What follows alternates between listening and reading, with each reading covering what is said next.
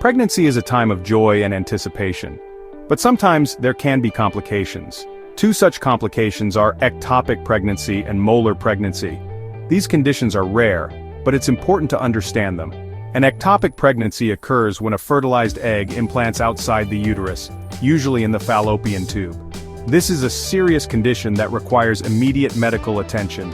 A molar pregnancy, on the other hand, happens when there is an abnormal growth of tissue in the uterus. Ectopic pregnancies can be life-threatening for the mother. This is because the fallopian tube is not designed to hold a growing embryo. Molar pregnancies are not usually life-threatening, but they can cause emotional distress and require medical care.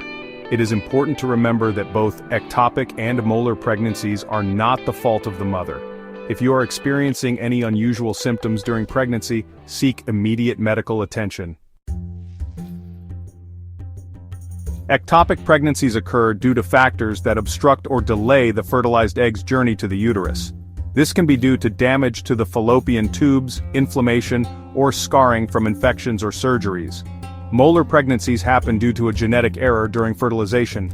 This results in the abnormal growth of tissue instead of a viable embryo. Several factors can increase the risk of both conditions. These include a history of pelvic infections, previous ectopic pregnancy, smoking, and the use of certain fertility treatments. It's important to note that having these risk factors does not necessarily mean you will experience these complications. They merely increase the likelihood. Early detection is crucial for both ectopic and molar pregnancies. Common symptoms of an ectopic pregnancy include abdominal pain, vaginal bleeding, and shoulder pain.